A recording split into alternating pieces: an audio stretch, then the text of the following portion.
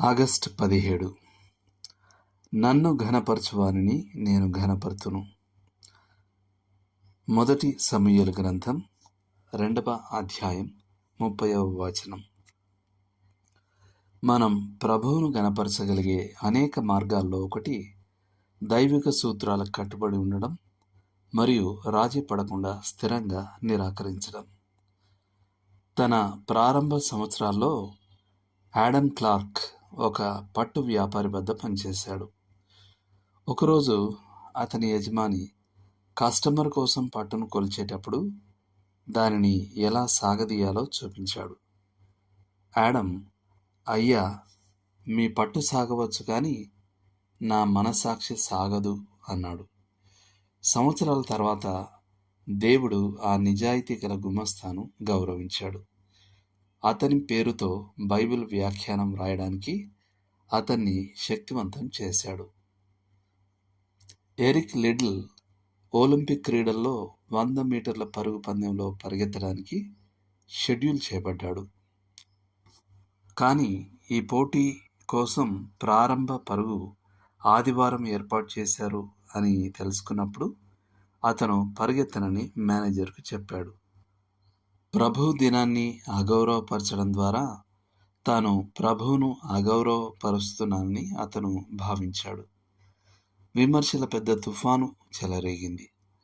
అతను ఆటను పాడు చేసేవాడిగా, తన దేశాన్ని నిరాశపరిచేవాడిగా, కఠినమైన మత మౌఢ్యుడిగా, వెర్రివాడుగా నిందించబడ్డాడు.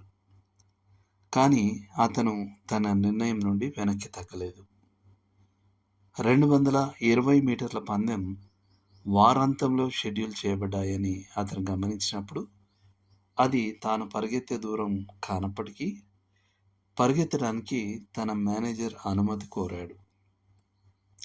అతను మొదటి రౌండు, 2వ రౌండు పరిగెత్తి ఆపై సెమీఫైనల్స్ గెలిచాడు.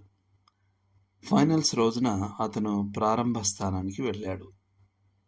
ఎవరో అతని చేతిలో పెట్టిన కాగిత ముక్కలో రాసి ఉన్న నన్ను ఘనపరచువానిని నేను ఘనపరుతును అనే పదాలను చూశాడు.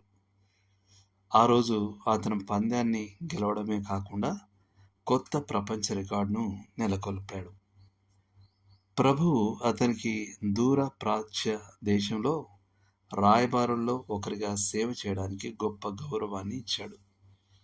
2వ ప్రపంచ యుద్ధంలో అతను జపానీయులచే నిర్బంధించబడి నిర్బంధ శిబిరంలో మరణించాడు. తద్వారా పరలోక రాజ్యాన్ని గెలుచుకున్న వీర మరణం ఆయనకు దక్కింది.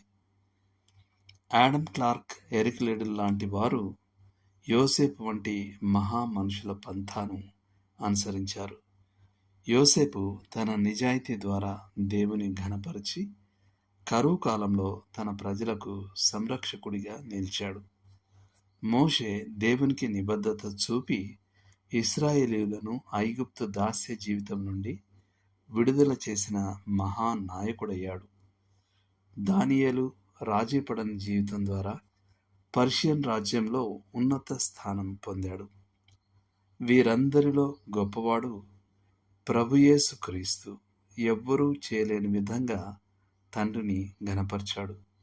అందుకే ఆయన అన్ని నామాల కన్నా గొప్ప నామం పొందాడు. దేవుడు మిమ్మును దీవించునుగాక.